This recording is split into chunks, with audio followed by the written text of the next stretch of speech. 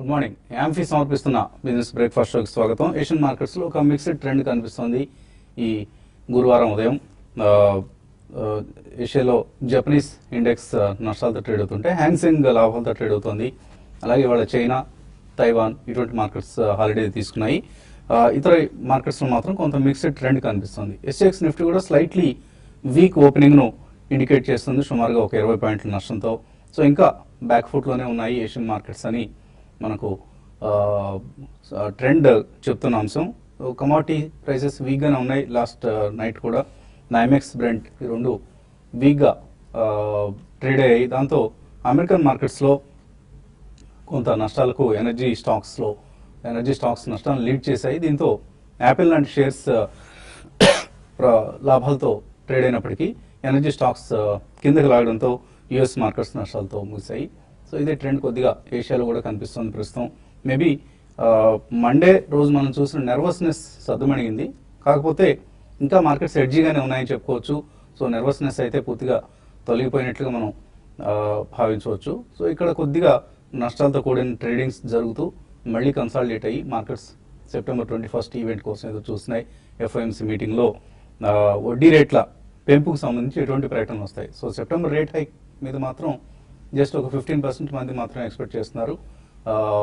మిగతా వాళ్ళందరూ కూడా సెప్టెంబర్లో హైక్ ఉండకపోవచ్చు, డిసెంబర్ వరకు వెయిట్ చేయొచ్చు బహుశా రేట్ హైక్ అని ఎక్కువ మంది ఆశిస్తున్న సమయంలో. సో ఎఫ్ఓఎంసీ మీటింగ్ ముగిసిన తర్వాతే ఫ్రెష్ మనీ కమిట్ చేసేందుకు ఫండ్ మేనేజర్స్ ఇంట్రెస్ట్ చూపిస్తున్నట్టు మనకు ప్రస్తుతం ఉన్న ట్రెండ్ తెలియజేస్తుంది. సో 21 తర్వాత మనం నిన్నే అనుకున్నాం మార్కెట్స్లో మళ్ళీ ఒక పాజిటివ్, ఎందుకంటే ఇటువంటి ఈవెంట్స్ వచ్చినప్పుడు ప్రతిసారి లాస్ట్ ఫ్యూ మంత్స్గా ఫ్యూ ఇయర్స్గా కూడా మార్కెట్స్ ముందు నర్వస్గా ఫీల్ అయ్యి తర్వాత ఎటువంటి డెసిషన్ తీసుకున్నా, ఈవెన్ ఒకవేళ వడ్డీ రేట్లు పెంచుతున్నారని తీసుకున్నా కూడా 1 or 2 డేస్తో నెగిటివ్నెస్ మాయమైపోయి తర్వాత మార్కెట్స్ పాజిటివ్గా రియాక్ట్ కావడం మనం చూస్తూ వస్తున్నాం. సో అదే పరిస్థితి ఈసారి కూడా రిపీట్ అయ్యే ఛాన్సెస్ ఉన్నాయి. కాబట్టి ఎవరు కూడా ప్యానిక్ కావద్దు అంటూ మనం చెప్పాం. మన మార్కెట్స్లో కూడా నిఫ్టీ 8700, 8750 ఈ లెవెల్స్ను నిలబెట్టుకునేందుకు ప్రయత్నం చేస్తూ ముందుకు వెళ్తుంది. ఎఫ్ఐఎస్ మాత్రం సెల్లింగ్ కొనసాగుతుంది. నిన్న కూడా 477 crores వర్త్ స్టాక్స్ని వాళ్ళు అమ్మడం చూసాం. అండ్ డిఐఎస్ 8.5 crores అమ్మారు. సో ఎఫ్ఐఎస్ లాస్ట్ 4 డేస్లో 1400 crores వర్త్ స్టాక్స్ని అమ్మారు. సో ఇది కొంత మనకు మార్కెట్స్ నష్టాలకి ప్రధాన కారణం. అలాగే డిఐఎస్ లాస్ట్ 6 సెషన్స్గా వాళ్ళు అమ్ముతూనే ఉన్నారు. సో ఇది కూడా ఇన్స్టిట్యూషన్స్ ఒక కోఆర్డినేటెడ్ ఎఫర్ట్గా మనకు సెల్లింగ్ సంబంధించి కనిపిస్తుంది. సో మేబీ లో లెవెల్స్లో బయింగ్ వస్తుందా లేదా అనేది ఇవాళ ట్రేడింగ్లో మనకు తెలుస్తుంది. ఈలోగా రకరకాల మెర్జర్ న్యూస్ మనకు మార్కెట్స్లో కనిపిస్తుంది. ఇవాళ 3 రకాల మెర్జర్ న్యూస్లు ఉన్నాయి. RCom, Aircel, Reliance communications, Aircel ఈ 3 మెర్జ్ కావడంతో ఇప్పుడు థర్డ్ లార్జెస్ట్ ఎంటిటీగా ఈ 2 కంపెనీల ద్వయం ఈ కాంబినేషన్ ఎమర్జ్ అవుతోంది. భారతీయ ఎయిర్టెల్కి 255 million కస్టమర్స్ ఉంటే దేశవ్యాప్తంగా, వోడాఫోన్కి 199 million సబ్స్క్రైబర్స్, అలాగే ఆర్కామ్ ఎయిర్సెల్ కాంబినేషన్కి 196 million సబ్స్క్రైబర్స్ ఉన్నారు. సో అయితే డెట్ బర్డెన్ చాలా హెవీగా ఉంది 2 కంపెనీస్ కూడా. దీన్ని ఎలా మేనేజ్ చేసుకుంటారు? ఓన్లీ గ్రోత్ మీదే కాన్సన్ట్రేట్ చేస్తారా లేదా డెట్ రిడక్షన్ మీద కూడా కాన్సన్ట్రేట్ చేస్తారా? ఇవన్నీ రాబోయే రోజుల్లో మనకు వచ్చే ప్రకటనలు తెలియజేస్తాయి. అలాగే అశోక్ లేలాండ్, హిందూజా ఫౌండరీస్ 2 ఒకటే గ్రూప్కి సంబంధించిన కంపెనీస్. ఈ రెండింటి మెర్జర్ వలన అశోక్ లేలాండ్ మీద బ్యాలెన్స్ షీట్ మీద కొంత ఒత్తిడి పడబోతుంది. సో అశోక్ లేలాండ్ ఇవాళ నెగిటివ్గా రియాక్ట్ కాబోతుంది ఈ వార్తకి. అలాగే బాయర్, మోన్సాంటో ఇది కూడా ఒక మెర్జర్ న్యూస్ మనకు కన్ఫర్మ్ అయింది. కొద్ది రోజులుగా నెగోషియేషన్స్ జరుగుతున్నాయి. నిన్న అధికారికంగా ఈ మెర్జర్ను ప్రకటించారు. ఇట్స్ 2016 సంబంధించి ఒక $66 billion ఎక్విజిషన్ ఇది. సో మోన్సాంటోని బాయర్ ఎక్వైర్ చేసేసింది. దీనివల్ల ఇండియన్ ఫార్మ్ సెక్టర్కి కొంత నెగిటివ్ అయ్యే అవకాశం ఉంది. ఎందుకంటే ఒక మోనోపలీ క్రియేట్ అవుతుంది. ఆప్షన్స్ తగ్గిపోతాయి రైతాంగానికి. అది ప్యాడీ కావచ్చు, మేజ్ కావచ్చు, వెజిటబుల్స్ కావచ్చు, కాటన్ కావచ్చు, ఇటువంటి విత్తనాలు కొనుక్కునే మన రైతాంగాన్ని అందరూ కూడా వాళ్ళు ఒక మోనోపలీ వ్యవస్థ క్రియేట్ అవుతుంది. మోన్సాంటో బాయర్ డీల్ అనేది ఒక కన్సర్న్, మనకు ఆందోళన వ్యక్తం అవుతున్న సమయంలో ఈ మెర్జర్ జరుగుతుంది. ఇంకా మార్కెట్స్ పరిస్థితి గురించి మాట్లాడేందుకు మనతో అనలిస్ట్ సిద్ధంగా ఉన్నారు. సో ఇటువంటి నియర్ టర్మ్ ట్రెండ్ మీరు ఎక్స్పెక్ట్ చేస్తారు అంటే 21 ముందు, 21 తర్వాత అంటే నర్వస్నెస్ ఆల్రెడీ మనం చూసామండి, అండ్ ఇంకొద్దిగా ప్రెషర్ ఉంటుందేమో, బట్ ఓవరాల్ గ్యారంటీ ఈవెంట్ తర్వాతే మేజర్ మూవ్ ఏదైనా రావచ్చండి. ఇప్పుడు ఏంటంటే ఇక్కడే ఒక మాక్సిమం అయితే ఒక 50-100 పాయింట్స్ డౌన్ సైడ్ కంటే పెద్ద ఉండదేమో అనిపిస్తుంది. ఇక్కడే మార్కెట్ కన్సల్టేట్ అవ్వచ్చు. సో మంచి స్టాక్స్ ఏదైతే కరెక్షన్ వస్తుందో అది దృష్టిలో పెట్టుకోవడం ఇంపార్టెంట్ అండి. మిడ్ క్యాప్స్ ఎప్పటికీ పర్ఫార్మెన్స్ బాగుందండి. నిన్న కూడా చూస్తే చాలా స్టాక్స్ మిడ్ క్యాప్స్ 5-10% ర్యాలీ అయిన స్టాక్స్ మనం చాలా గమనించడం జరిగింది. సో అంటే మంచి స్టాక్స్ ని కొనడానికి ఇప్పటికీ ఫండ్ మేనేజర్స్ ఇంట్రెస్ట్ చూపిస్తున్నారు అనేది క్లియర్ గా ఉంది ట్రెండ్. సో కాబట్టి క్వాలిటీ ఇప్పుడు ఏంటంటే ఇటువంటి ట్రెండ్ అంటే క్వాలిటీ అనేది చాలా మ్యాటర్ అవుతుంది. సో అది ఫోకస్ చేస్తున్నందుకు వల్ల ప్రాబ్లం లేదు. ఒకవేళ 25 బేసిస్ పాయింట్ పెంచిన పెద్ద కొంపలు మునిపేదే ఉండదని అనేది ఉండదండి. ఎందుకంటే ఓకే అది చాలా రోజుల నుంచి అనుకుంటున్న అంశమే, కానీ ఇప్పుడు దానివల్ల పెద్ద షేకప్ ఉండదేమో అని నా ఉద్దేశం అండి. ఇంకోటి జేపీ మోర్గాన్, జేమీ డైమన్ కూడా అనేది ఏంటంటే ఒకసారి పెంచేస్తే అసలు ఈ గొడవ అయిపోద్ది కదండి. ఈ 25 బేసిస్ పాయింట్ వల్ల వచ్చే డ్యామేజ్ కంటే వస్తుందేమో భయంతో వచ్చే డ్యామేజ్ ఎక్కువ ఉంటుంది అనేది అని ఆయన అభిప్రాయం అండి. సో మొత్తం మీద కథ సార్ ఎప్పటికైనా జరిగేది కాబట్టి బిజినెస్ పీపుల్, ఫండ్ మేనేజర్స్ అందరికీ వాళ్ళ ఇన్వెస్ట్మెంట్స్ అది క్లియర్ చేసుకోవచ్చు అనేది ఆయన ఉద్దేశం. ఏదైనా నవంబర్ ఎలక్షన్స్ ఉన్నప్పుడు సెప్టెంబర్ లో పెంచుతారా అనే దానికి కొంచెం ప్రాబిలిటీ తక్కువే ఉంది. కానీ అప్పటి వరకు కొద్దిగా ఈ సందిగ్ధం ఉండటం వల్ల మార్కెట్ కొద్దిగా కన్ఫ్యూజన్ ఉండొచ్చు. బట్ ఓవరాల్ గా క్వాలిటీ ఆఫ్ ది కంపెనీస్ ఉన్న పోర్ట్ఫోలియోస్ వాళ్ళు పెద్ద అసలు ఆలోచించాల్సినంత అంశం ఏం కాదే ఉన్న ఉద్దేశం. సో బ్యాంక్ ఆఫ్ జపాన్ కూడా స్టిమ్యులస్ ని పెంచుతుంది అనే వార్తలు వస్తున్నాయి. సో ప్రతి దేశం కూడా మనీ ప్రింట్ చేసి మార్కెట్ మీద హెలికాప్టర్ మనీ అంటాం మనం. సో హెలికాప్టర్ నుంచి డబ్బు వెదజల్లుతూ ఉంటే కింద నుంచి అందరూ ఏరుకొని ఎకానమీ దాన్ని వాడుకుంటూ ఎకానమీ కొద్దిగా డౌన్ఫాల్ ని అరికట్టే విధంగా స్టిమ్యులస్ మెజర్స్ ఎప్పటికప్పుడు మనం చూస్తున్నాం. అది జపాన్ కావచ్చు, యూరోప్ కావచ్చు, యుఎస్ కావచ్చు, ఇండియా మినహాయిస్తే మిగతా దేశాలన్నింటిలోనూ ఇదే వ్యవహారం నడుస్తున్న సమయంలో ఈక్విటీ మార్కెట్స్కి వచ్చిన ఢోకా ఏం లేదు. సో ఈక్విటీ మార్కెట్స్ని లిక్విడిటీ డ్రైవ్ చేస్తూనే ఉంటుంది.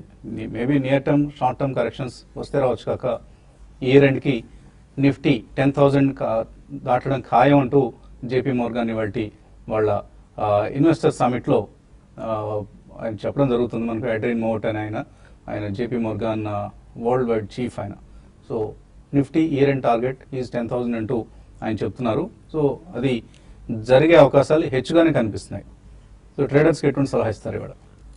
మార్కెట్స్ నేను చూస్తే మార్కెట్స్ ఫ్లాట్ గా మూసాయి, లో నుంచి బాగా రికవరీ చూసాము. అయితే నిన్న హైలైట్ ఏంటంటే మిడ్ క్యాప్ స్టాక్స్ మళ్ళీ ఒక కరెక్షన్, 2 రోజులు కరెక్షన్ తర్వాత మిడ్ క్యాప్ స్టాక్స్ పార్టిసిపేషన్ అనేది చాలా ఎక్కువ ఉంది. మామూలుగా ఇటువంటి కరెక్షన్ జోన్ లో ఉన్నప్పుడు మార్కెట్స్ మిడ్ క్యాప్ లో కూడా కొంత యాక్టివిటీ తగ్గుతుంది. అయితే నేను చూసాం దాదాపు అన్ని మిడ్ క్యాప్ బాగానే యాక్టివ్గా ఉన్నాయి. మరి ముఖ్యంగా dyes and pigment stocks, chemical based stocks, తర్వాత మనకి టైర్కి చెందిన స్టాక్స్ అన్ని కూడా రీసెంట్ హైస్కి వచ్చాయి. ఏదైనా కూడా ఈ రోజు కూడా మిడ్ క్యాప్ యాక్షన్ అనేది కొనసాగే అవకాశం ఉంది. నిఫ్టీ పరంగా పెద్దగా మార్పులు అయితే ఉండకపోవచ్చు, కొంచెం వీక్గా నిన్నట్లాగే సేమ్ ట్రెండ్ అనేది నిఫ్టీలో ఉండొచ్చు. 87 బ్రేక్ కాకపోతే మాత్రం మార్కెట్స్ 87 పైన కానీ సస్టైన్ కాగలిగితే నెక్స్ట్ 1 or 2 డేస్లో మార్కెట్స్ క్లోజర్గా 8780 లెవెల్ టెస్ట్ చేయొచ్చు. ఒకవేళ 87 కానీ బ్రేక్ అయిందంటే మార్కెట్స్లో మళ్ళీ ఒక 100 నుంచి 150 పాయింట్స్ డౌన్ సైడ్ రావడానికి అవకాశం ఉంది. అయితే ఈ రోజు మాత్రం మిడ్ క్యాప్లోనే పొజిషన్స్ తీసుకోమంటాను, బట్ చాలా జాగ్రత్తగా ఉండాలి షార్ట్ టర్మ్ ట్రేడర్స్. ఎందుకంటే ఏమాత్రం మిడ్ క్యాప్ స్టాక్స్ రివర్స్ అయినా కూడా ఎక్కువగా కరెక్షన్ రావడానికి వాటిలో ఎక్కువ అవకాశాలు కనపడతాయి. తర్వాత ఈరోజు బయింగ్ విషయానికి వస్తే బిహెచ్ఈలో ఒకటి 146 ఆ లెవెల్ పైన సస్టైన్ కాగలిగితే 144 దగ్గర స్టాప్ లాస్ పెట్టుకొని బై చేయమంటాను. 148 అండ్ 1 క్లోజర్గా 150 ఆ లెవెల్కి వచ్చినప్పుడు ఇంటర్డేలో ప్రాఫిట్ బుక్ చేసుకోమంటాను. At the same time Hindustan యూనిలీవర్ని కూడా 910 పైన కానీ సస్టైన్ కాగలిగితే దాన్ని కూడా ఇంటర్డే కోసం బై చేసుకోవచ్చు. 906 అక్కడ స్టాప్ లాస్ పెట్టుకోమంటాను. క్లోజర్గా 920 ఆ లెవెల్కి వచ్చినప్పుడు ప్రాఫిట్ బుక్ చేసుకోమంటాను. ఏదైనా కూడా ప్రాఫిట్ అనేది మార్కెట్స్ వోల్టాలిటీ ఉంది కాబట్టి తక్కువ ప్రాఫిట్స్కి బుక్ చేసుకోమంటాను. తర్వాత సెల్లింగ్ విషయానికి వస్తే Z1 హయ్యర్ లెవెల్స్లో సెల్ చేయమంటాను. 522 కింద ఉంటే సెల్ చేయొచ్చు. 524 దగ్గర స్టాప్ లాస్. తర్వాత ఎల్ఎన్టీ క్లోజర్గా 1480 ఆ లెవెల్స్కి వచ్చినప్పుడు సెల్ చేసి 1486 ఆ లెవెల్లో స్టాప్ లాస్ పెట్టుకోమంటాను. బ్యాంక్ నిఫ్టీ నేను క్లియర్గా అవుట్ పర్ఫార్మ్ చేసింది. మనం చూసాం 20,000 పైన బ్యాంక్ నిఫ్టీ రావడం చూసాము. అయితే ఈరోజు బ్యాంక్ నిఫ్టీ వీక్లీ ఆప్షన్స్ మనకి క్లోజింగ్ ఉంది కాబట్టి కొంచెం హయ్యర్ లెవెల్లో బ్యాంక్ నిఫ్టీకి కొంచెం ప్రాఫిట్ బుకింగ్ రావచ్చు. హయ్యర్ లెవెల్లో దాన్ని కూడా సెల్ చేసుకోవచ్చు. ప్లస్ ఇంకోటి మాన్సూన్ కొంచెం డెఫిసిట్ ఉంది అనే వార్తలు కూడా కొంచెం బ్యాంక్ నిఫ్టీ మీద ఈరోజు ప్రభావం చూపించవచ్చు. బట్ ఓవరాల్గా మార్కెట్ కన్సాలిడేషన్లో ఉండే అవకాశం ఉంది. మిడ్ క్యాప్ యాక్షన్ కొనసాగవచ్చు అండి. సో రేట్ కట్ హోప్స్తో పిఎస్యూ బ్యాంక్ స్టాక్స్లో నిన్న మార్నింగ్ కూడా మనం అనుకున్నాం రేట్ కట్ హోప్స్ వస్తున్నాయి కాబట్టి ఇన్ఫ్లేషన్ తగ్గుముఖం పట్టింది, అలాగే వృద్ధి కూడా తగ్గుముఖం పట్టింది కాబట్టి ఇక్కడ వడ్డీ రేట్ల తగ్గింపుకు బహుశా ఆర్బీఐ పూనుకునే అవకాశం ఉంది అన్న నేపథ్యంలో పిఎస్యూ బ్యాంక్ స్టాక్స్, అది ఓరియంటల్ బ్యాంక్ కావచ్చు, Canara bank, bank of Baroda, ఇటువంటివన్నీ కూడా నిన్న anywhere between 2 to 6% all public sector banks share prices పెరగడం చూసాం. సో పబ్లిక్ సెక్టర్ బ్యాంక్స్ని పోర్ట్ఫోలియోస్లో కొద్దిగా డిక్లైన్స్ వచ్చినప్పుడు యాడ్ చేసుకోండి అంటూ మనం పదే చెప్తున్నాం. అలాగే స్మాల్ క్యాప్ స్టాక్స్లో నిన్న చాలా స్ట్రాంగ్ ప్రైస్ యాక్షన్ చూసాం. అది Geetanjali gems, Kiri industries, ABG shipyard, అలాగే Kelton tech solutions, but be careful about this counter, and 3i ఇన్ఫోటెక్. ఇటువంటి కౌంటర్స్లో మనం కొంత ప్రైస్ యాక్షన్ స్ట్రాంగ్గా ఉండడం చూసాం. కాలర్స్ లైన్ ఉన్నారు. మొదటి కాలర్ హలో, శర్మ చెన్నై నుంచి. హలో, నమస్కారం వసంత్ కుమార్ గారు. నమస్తే అండి. క్వశ్చన్ అడగండి. బజాజ్ ఫైనాన్షియల్ సర్వీసెస్ గురించి. మ్మ్. నిన్న మొన్న మీరు మీ ప్రోగ్రామ్ లో స్క్రోలింగ్ చూశాను. ఓకే అండి. బజాజ్ ఫైనాన్షియల్ సర్వీసెస్ వాళ్ళు రైట్స్ ఇష్యూ ఆఫర్ చేస్తున్నారు అని చెప్పేసి ఒకటి వచ్చింది, కానీ పేపర్ లో కూడా పెద్దగా దాని గురించి డీటెయిల్స్ రాలేదు. Hmm. One item says that they are reviving whatever they have announced somewhere in 2012 అన్నారు. I don't know how far it is true. Is it a fresh issue? If it is a fresh issue, what are the terms and conditions? మీరు కొంచెం చెప్తారా మాకు, so that you can help us in investing. So మీ దగ్గర ఉన్నాయా ఇవి already? Point of time, is it wise to keep it or to sell it out? మీ దగ్గర ఉన్నాయండి Bajaj finance? Bajaj Financial Services. అవునండి, ఉన్నాయా మీ దగ్గర? ఈ స్టాక్ ఉందా? ఉన్నాయండి. ఓకే, ఎప్పుడు కొన్నారు మీరు? హలో, చెప్పండి. ఎప్పుడు తీస్తున్నారు మీరు? ఏ రేట్ దగ్గర తీస్తున్నారండి? మేము చాలా తక్కువలో తీసుకున్నాం అండి. I purchased somewhere around 1900. Very good. Now it is crossing 3000. But this rights issue is creating some kind of confusion. Rights కాదండి, it's a bonus issue. Bonus shares కోసం ఇంకా రికార్డ్ డేట్ ఇవ్వలేదు. సో 14th రోజు అంటే నిన్నటి board meeting లో bonus shares సంబంధించి company ఒక నిర్ణయం తీసుకుంది. సో బోనస్ ఎప్పుడు ఇస్తారు, రికార్డ్ డేట్ ఎంత అనేది ఇంకా మనకి అనౌన్స్ చేయలేదు. అది వచ్చిన తర్వాత మీకు పూర్తి సమాచారాన్ని అందజేస్తాం. రైట్స్ కాదండి, it's not a rights issue, it's a bonus issue for Bajaj finance share holders. So ఇది ఒకటండి, రైట్స్ ఇష్యూ వస్తే మీరు ఆల్రెడీ ప్రాఫిట్ ఉన్నారు కాబట్టి మీరు కంగారు పడాల్సింది లేదు. యాక్చువల్లీ మీరు ఎక్కువ ఇన్వెస్ట్ చేయడం బెటర్. ఎందుకంటే రైట్స్ ఇచ్చినప్పుడు కొద్దిగా అంటే ఒక 4-5% స్టాక్ కరెక్షన్ వచ్చే ఛాన్స్ ఉంటుంది. ఎందుకంటే రైట్స్ ఇష్యూ జనరల్ గా మార్కెట్ ప్రైస్ కంటే డిస్కౌంట్ లో ఒకవేళ రైట్స్ ఇష్యూ అనౌన్స్ చేసినా అంటే జనరల్లీ రైట్స్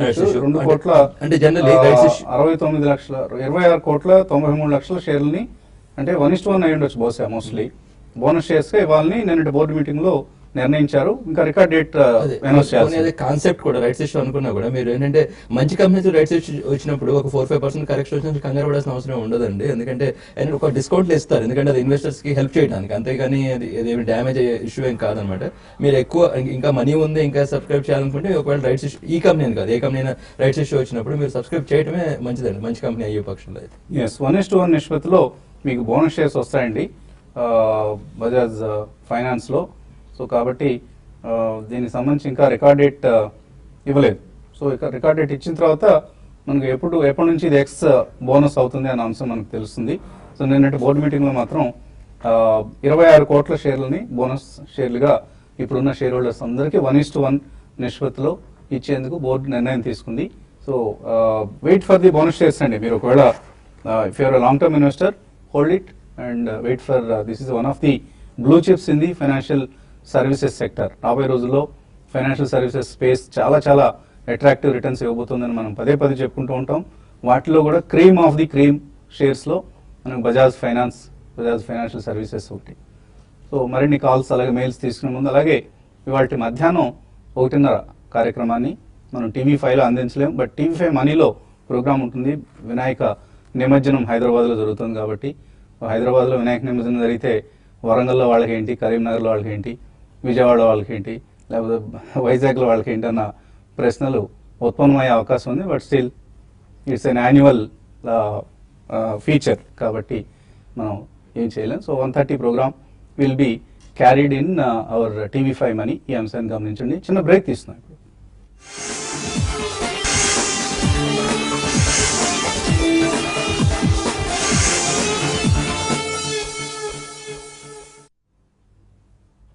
యాంఫీ సమర్పిస్తున్న బిజినెస్ బ్రేక్ఫాస్ట్ షోకి తిరిగి స్వాగతం. కాలర్స్ లైన్ ఉన్నారు. మొదటి కాలర్ బెంగళూరు నుంచి Prasad. Hello sir, good morning sir. Morning అండి, అడగండి. Sir, Philips carbon black sir, 243 లో కొన్నాను సార్, Okay. 2800 షేర్స్. మళ్ళీ మహేంద్ర హాలిడేస్ సార్, ఓకే అండి. 462 లో కొన్నాను సార్. అదే లాంగ్ టర్మ్ పెట్టుకోవచ్చు. ఫిలిప్స్ కార్బన్, మహేంద్ర హాలిడేస్, ఈ రెండు హోల్డ్ చేయొచ్చా? ఇవి రెండు మహేంద్ర హాలిడేస్ మనం ఆల్మోస్ట్ 400, 390 దగ్గరే చెప్పినట్టు ప్రోగ్రామ్ లో చెప్పాము అది యాక్చువల్లీ. అది ఆల్రెడీ అక్కడి నుంచి ఒక 100 రూపీస్ పైకి వెళ్ళినట్టుంది. సో మంచి కంపెనీ అండి. ఆ సెగ్మెంట్ లో ఏంటంటే చాలా అన్ఆర్గనైజ్డ్ ప్లేయర్స్ లాంటి ప్లేయర్స్ చాలా ఉన్నారు, కానీ మహేంద్ర లాంటి హై పెడిగ్రీ మేనేజ్మెంట్ ఉన్న లాంటి గ్రూప్స్ చాలా తక్కువ అండి ఆ సెగ్మెంట్ లో. సో వాళ్ళు ఈ మధ్య యూరోప్ లో కూడా ఫిన్లాండ్ లో ఒక గ్రూప్, ఒక రిసార్ట్స్ గ్రూప్ ని కొన్నారనమాట. దానివల్ల ఇప్పుడు యూరోపియన్ ట్రావెల్ కూడా ఏంటంటే వాళ్ళకి ప్యాకేజెస్, కంబైన్ ప్యాకేజెస్ ఇచ్చే ఛాన్స్ ఉంది. మంచి కంపెనీ అండి. నేను హోల్డ్ ఏమని చెప్తాను, డిప్స్ వస్తే కొనుక్కోమని చెప్తాను. ఫిలిప్స్ కార్బన్ కూడా మీరు హోల్డ్ చేయొచ్చు అండి. చాలా స్ట్రాంగ్ ఫండమెంటల్స్ ఉన్న కంపెనీ. మరి ముఖ్యంగా లాస్ట్ ఒక 2 to 3 quarters లో మార్జిన్స్ బాగా ఇంప్రూవ్ అయ్యాయండి. దాని దృష్టిలో పెట్టుకుంటే లాంగ్ టర్మ్ కోసం ఇది బాగా మంచి పర్ఫామ్ చేసే అవకాశం ఉంది. ప్లస్ రీసెంట్ గా కూడా టెక్నికల్ గా కూడా చాలా అప్ ట్రెండ్ ఉంది. షార్ట్ టర్మ్ టార్గెట్ 320, 340 దాకా పెరగవచ్చు. ఈవెన్ 1 year ఉంటే ఇంకా అంతకు మించి బాగా పెరిగే అవకాశం ఉంది. హోల్డ్ చేయమని చెప్తానండి. తర్వాత కాలర్ హైదరాబాద్ నుంచి శ్రీదేవి. హలో హలో అండి, ఐడియా మేము 93.80 పైసల దగ్గర 4000 షేర్స్ కొన్నామండి. అది ఎలా ఉంటుందో చెప్తారండి? అది హోల్డ్ చేయమంటారా? ఎందుకు నవ్వారు మీరు? ఏంటండి? ఎందుకు నవ్వారు? నవ్వలేదండి. నేను ఫస్ట్ టైం కాల్ చేస్తున్నానండి, టెన్షన్ గా ఉంది కొంచెం. టెన్షన్ నేను నవ్వలేదండి, ఎందుకు అడుగుతున్నాను. టెన్షన్ అవసరం లేదండి. చక్కగా మన కార్యక్రమం అందరం మన ప్రోగ్రామ్ ఇది. దీనికి టెన్షన్ ఎందుకు? We're all friends. So Idea Cellular 93లో కొన్నారు, ఇప్పుడు 83 అయిపోయింది. ఇక్కడ లాస్ బుక్ చేసి బయటకు వచ్చేయడం మంచిదా, లేకపోతే హోల్డ్ చేయమంటారా? చూడండి, పెద్దగా పెరిగే అవకాశం అయితే ఏది కనపట్టలేదండి ఐడియా సెల్యులార్. మరి ముఖ్యంగా టెలికామ్ లో బాగా వీక్ గా ఉన్న కౌంటర్ అంటే ఇదే చెప్పాలి. అయితే మధ్యలో ఒకటి 2 రోజులు అంటే మధ్యలో ఒకసారి దీంట్లో bounce back, short covering rallies వస్తాయి. ర్యాలీస్ వచ్చినప్పుడు బెటర్ ఏదంటే మీరు ఎగ్జిట్ అయిపోయింది. ఏదో షార్ట్ టర్మ్ కి లాంగ్ టర్మ్ కూడా ఈ టెలికామ్ స్టాక్స్ కి దూరంగా ఉండడం మంచిదండి. So avoid telecom stocks, especially Idea is the weakest of all the telecom stocks now. Arcom మొన్నటి వరకు వీక్ స్టాక్ గా ఉండేది. ఇప్పుడు కొద్దిగా అట్లీస్ట్ ఫైనాన్షియల్స్ ఇంప్రూవ్మెంట్ లేకపోయినా కూడా ఆర్కామ్ ఎయిర్సెల్ మెర్జర్ తో సైజ్ పెరుగుతోంది, ఒక 3rd లార్జెస్ట్ ప్లేయర్ అవుతుంది. కాబట్టి మేబీ ఆర్కామ్ కంటే కూడా idea is now the weakest of the telecom pack. So సాధ్యమైన త్వరగా ర్యాలీస్ ఏమైనా వస్తే అందులో నుంచి బయటపడే ప్రయత్నం చేయండి. అలాగే 1-2 మెయిల్స్ కూడా మనం తీసుకునే ప్రయత్నం చేద్దాం. ఏఎస్ రెడ్డి అడుగుతున్నారు, మూవీ ఇన్ ఐమాక్స్ చూసారట, popcorn was 50 rupees. Yesterday big బజార్లో popcorn 148. But Kishore Biyani criticised startup companies. Welspun కొన్నారట 57 రూపీస్లో. సో ఇంతగా మీరు పాప్కార్న్ గురించి ఎందుకు చెప్పారనేది అర్థం కాలేదండి. వెల్స్పన్ ఏం చేయమంటారు? 57లో కొన్నారు, హోల్డ్ చేయొచ్చా సమ్ టైమ్ ఫర్ మధ్యలో ఆడిట్ రిలేటెడ్ కన్సర్న్స్ వచ్చినప్పుడు స్టాక్ పడ్డది కానీ కంపెనీ మంచి కంపెనీ అండి. టవల్స్ వాటిలో ఏంటంటే మంచి బ్రాండెడ్ ప్లే, ప్రాబ్లం ఏం లేదండి. అంటే కొద్దిగా కాంట్రేరియన్ బెట్ అనుకోవచ్చు అట్ దిస్ మూమెంట్. బట్ మీరు రీజనబుల్ లెవెల్ అనుకున్నారు కాబట్టి హోల్డ్ చేయండి. కొద్దిగా ఒక 6 months ఉంటే కొద్దిగా ఇంకా హై లెవెల్స్ వచ్చే ఛాన్స్ ఉంది.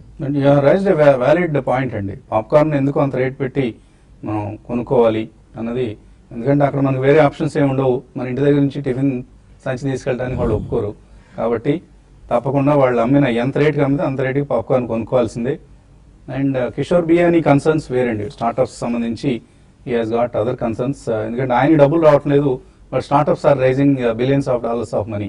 సో అది బహుశా ఆయన జెలస్ ఫ్యాక్టర్ అయి ఉండొచ్చు. Otherwise he is facing lot of problems these days. Arjun అడుగుతున్నారు, పంజాబ్ కెమికల్స్ 1 year నుంచి హోల్డ్ చేస్తున్నారు, 28% లాస్ లో ఉన్నారు. ఇది అమ్మేసి పిటి లామినేషన్స్ కి లేకపోతే వివిమెడ్ ల్యాబ్స్ కి వెళ్ళొచ్చా? మీరు పంజాబ్ కెమికల్స్ లోనే మీరు ప్రస్తుతం అయితే హోల్డ్ చేయండి. మీరు అన్నది కరెక్టే. ఈ మధ్య కాలంలో ఇది వీక్ గా ఉంది. బట్ మీరు పిటి లామినేషన్ కూడా ఈ మధ్య కాలంలో పెద్దగా పెరగటం లేదండి. బట్ పంజాబ్ కెమికల్స్ లోనే ఉండి మీరు క్లోజర్ గా మీ రేట్కి వచ్చినప్పుడు ఎగ్జిట్ అయ్యి అప్పుడు డెసిషన్ తీసుకోమన్నారు. ప్రస్తుతం అయితే ఇది కూడా ఒక అప్ ట్రెండ్ వచ్చిందండి, కాబట్టి హోల్డ్ చేయమని చెప్తాను. ఓకే అండి, ఇంకా మెయిల్స్ మనకు కాలర్స్ కూడా వెయిట్ చేస్తున్నారు. కానీ ఇక టీవీ5లో కార్యక్రమాన్ని ముగించి మనం యూట్యూబ్లో ఈ కార్యక్రమాన్ని కొనసాగిద్దాం. సో చిన్న బ్రేక్ తీసుకుందాం. బ్రేక్ తర్వాత youtube.com/tv5money/live ఈ ఇంటర్నెట్ ప్లాట్ఫామ్లో తిరిగి కలుద్దాం. you.